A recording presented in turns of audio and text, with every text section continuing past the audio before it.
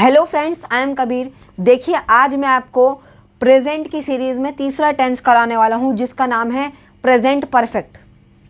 पिछली वीडियोस में मैंने आपको प्रेजेंट इंडेफिनिट को पूरा कंप्लीट करवा दिया था और प्रेजेंट कॉन्टिन्यूअस के बारे में मैंने आपको बताया था। अगर आपने वो वीडियोस नहीं देखी हो तो मैं आपको डिस्क्रिप्शन में लिंक दे दूंगा, आप वहाँ से देख लीजिएगा। आज हम पढ़ेंगे प्रेजेंट परफेक्ट टेंस। अब प्रेजेंट परफेक्ट का मतलब क्या होता है? देखिए, कोई भी आदमी कोई काम कर चुका है, जैसे मैं खाना खा चुका हूँ, मैं वीडियो शूट कर चुका हूँ, आप वीडियो देख चुके हैं, मैं आपको इस विषय के बारे में बता चुका हूँ, मैं आपको प्रेजेंट परफेक्ट पढ़ा चुका हूँ। तो यहाँ पर क्या हो रहा है? यहाँ पर सेंटेंस के लास्ट में चुका है, चुकी है या चुके हैं आता है। जब भी किसी भी सेंटेंस के, दुनिया का कोई सा भी सेंटेंस हो, उसके लास्ट में चुका है, चुकी है या चुके हैं आता है, तो इसका मतलब वो प्रेजेंट परफेक्ट का टेंस है, वो प्रेजेंट परफेक्ट टेंस का सेंटेंस है। जैसे अब इसको बनाने का रूल क्या होता है, हमने पहचान तो कर ली कि भैया प्रेजेंट परफेक्ट होता क्या है। किसी भी सेंटेंस के लास्ट में चुका है, चुकी है, चुके हैं आता है, तो वो क्या है? प्रेजेंट परफेक्ट टेंस है। समझ में आई बात? अब इसको बनाने का तरीका क्या होता है, इसमें हेल्पिंग वर्ब क्या होती है, ये सब कुछ हम सीखेंगे। तो सबसे पहले इसका देख लेते हैं, जनरल फॉर्मेट बनाने का तरीका क्या है इसका। भैया ये भी तो पता होना चाहिए। सबसे पहले सब्जेक्ट। सब्जेक्ट मतलब काम को करने वाला।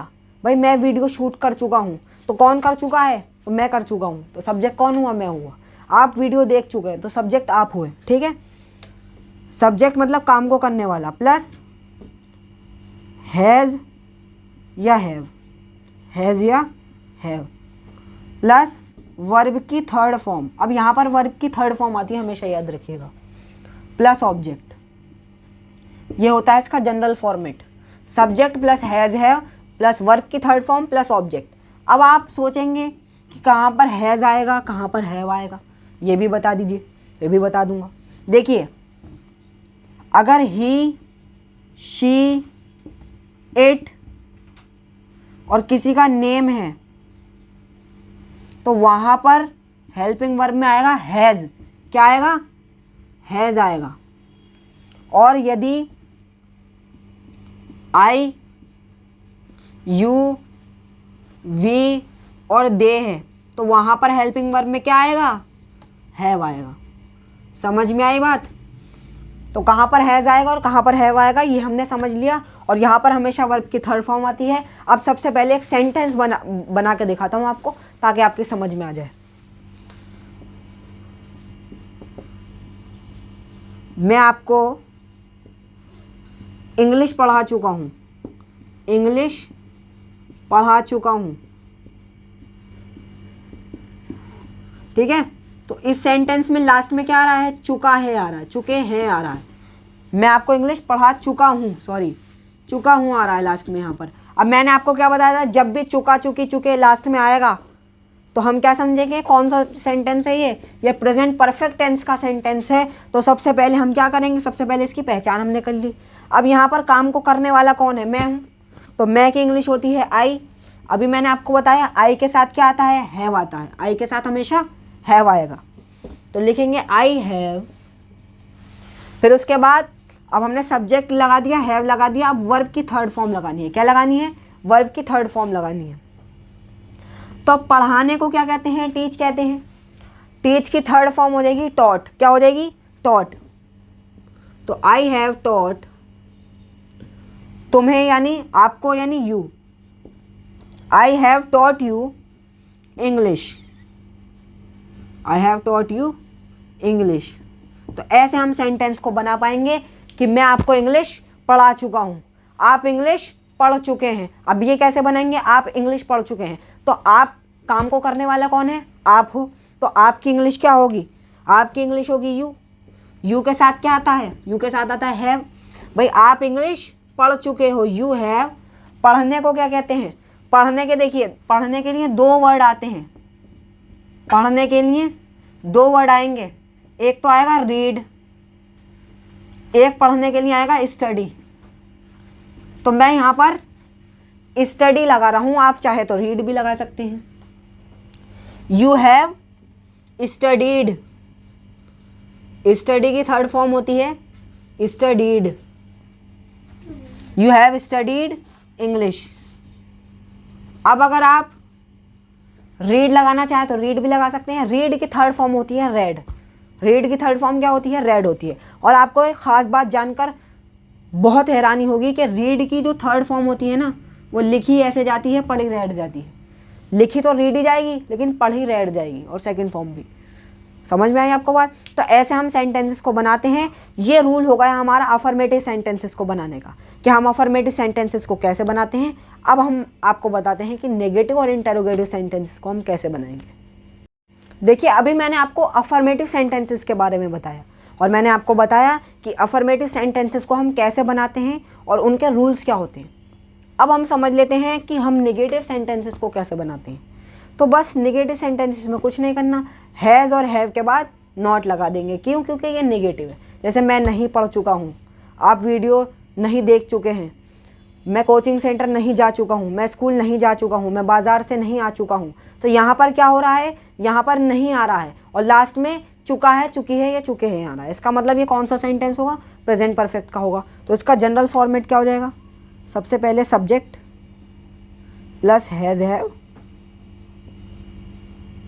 प्लस नॉट लगा देंगे।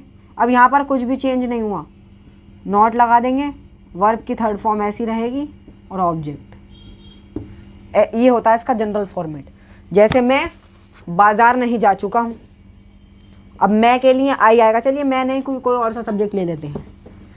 कबीर बाज़ार नहीं जा चुका है, कबीर बाज़ार नहीं जा चुका है। तो कबीर, अब मैंने बताया था कोई नेम होगा, नेम के साथ क्या आएगा? हमेशा हैज़ आने वाला है। तो कबीर हैज़ नॉट, अब जाने को, कबीर बाज़ार नहीं जा चुका है, तो जाने को कहते हैं गो। गो की थर्ड फॉर्म होती है गॉन, और सेकंड फॉर्म होती है वेंट। तो यहाँ पर हम लगा देंगे Kabir has not gone to market. Kabir बाज़ार नहीं जा चुका है। ठीक है, एक सेंटेंस और बना लेते हैं। एक सेंटेंस और बना देते हैं। कोई भी सेंटेंस बना सकते हैं। जैसे तुम मुझे इस बारे में नहीं बता चुके हो, तुम मुझे इस बारे में नहीं बता चुके हो। अब यहाँ पर नहीं आ गया, तो यहाँ पर क्या होगा? यू के साथ क्या आता है? हम जानते हैं यू के साथ हैव आता है, रूल में हमने देख लिया। यू हैव के बाद क्या आ जाएगा? नॉट आ जाएगा। जैसे जनरल फॉर्मेट में भी नॉट ही है। यू हैव नॉट, क्या बताया था मैंने? कि आप मुझे इस बारे में नहीं बता चुके हो। अब यहाँ पर बताने को कहते हैं टेल। टेल की थर्ड फॉर्म होती है told. You have not told me about this, इस बारे में, about this. You will not told me about this, यानी तुम मुझे इसके बारे में नहीं बता चुके हो, या इस बारे में नहीं बता चुके हो। तो ऐसे हम नेगेटिव सेंटेंसेस को बनाते हैं। अब लास्ट और रह गया, बस 2 मिनट और हैं, फिर पूरा सेंटेंस, हमारा पूरा टेंस क्लियर हो जाएगा। हम समझ जाएंगे कि कैसे हम टेंस को बना पाएंगे। देखिए, अभी तक हमने अफर्मेटिव और नेगेटिव सेंटेंसेस को कंप्लीट कर लिया है। अब हम देखते हैं इंटेरोगेटिव सेंटेंसेस को हम कैसे बनाते हैं। देखिए, इसका जनरल फॉर्मेट क्या होता है? सबसे पहले हैज़ और हैव आ जाएगा, हैज़ और हैव आ जाएगा, प्लस सब्जेक्ट प्लस वर्ब की थर्ड फॉर्म प्लस ऑब्जेक्ट, और लास्ट में क्वेश्चन मार्क। ठीक है, अब जैसे क्या तुम वहाँ नहीं जा चुके हो, या फिर मैं ऐसा बना सकता हूँ क्या तुम मेरे साथ वहाँ नहीं जा चुके हो। तो क्या तुम, तो यहाँ पर, अब यहाँ पर हमें सबसे पहले देखना है हैज़ आएगा या हैव आएगा। तो हम देखेंगे सब्जेक्ट क्या है। तो क्या तुम वहाँ मेरे साथ नहीं जा चुके हो, तो यहाँ पर यू है। तुम यानी सब्जेक्ट क्या है? तुम है। तो यहाँ पर क्या होगा? हैव आएगा यहाँ पर। तो हैव यू नॉट। अब यहाँ पर अगर इंटेरोगेटिव भी है और निगेटिव भी है, तो यहाँ पर क्या होगा? सब्जेक्ट के बाद नॉट आ जाएगा, और अगर निगेटिव नहीं है, सिर्फ इंटेरोगेटिव है, तो नॉट नहीं आने का है। Have you not gone with me, have you not gone with मी, क्या तुम मेरे साथ नहीं जा चुके हो? देयर, वहाँ पर। Have you not gone with me there, और लास्ट में आ जाएगा क्वेश्चन मार्क। तो ऐसे हम सेंटेंसेस को बनाते हैं। क्या तुम इंग्लिश नहीं पढ़ चुके हो, तो यहाँ पर क्या, अब सब्जेक्ट कोई और सा ले देते हैं, क्या वो इंग्लिश नहीं पढ़ चुका है, ये बना लेते। तो सबसे पहले यहाँ पर देखेंगे ही के साथ आता है, ही के साथ आता है हैज़, तो सबसे पहले हैज़ को शुरू में लिखेंगे। हैज़ ही नॉट रेड, अब यहाँ पर मैंने स्टडी एक बार यूज़ कर लिया था, अब मैं रेड यूज़ कर रहा हूँ, इसे पढ़ा जाएगा रेड, लिखा मैंने रीड ही है लेकिन पढ़ा जाएगा red. Has he not red English, क्या वो इंग्लिश नहीं पढ़ चुका है। तो ऐसे हम सेंटेंसेस को बनाएंगे, ये हमारा अफर्मेटिव सेंटेंसेस को बनाने का रूल्स है। अब आप प्रैक्टिस खूब कीजिएगा इसकी, जैसे मैंने आपको सारे रूल्स बता दिए। देखिए अब मैं यहाँ पर कम वीडियो होती है, शॉर्ट वीडियो बनाने की कोशिश करता हूँ, इसलिए ज़्यादा मैं प्रैक्टिस नहीं करा सकता। आप घर पर खूब प्रैक्टिस कीजिए, वीडियो को पूरा आराम से देखिए। अगर आपको कुछ समझ में नहीं आया हो तो दोबारा से वीडियो देखिए मैं बहुत मेहनत से वीडियो बना रहा हूँ। आप प्लीज़ सपोर्ट कीजिए मुझे, लाइक कीजिए, शेयर कीजिए। और इसी के साथ मैं अपनी वीडियो को समाप्त करता हूँ। Thanks for watching.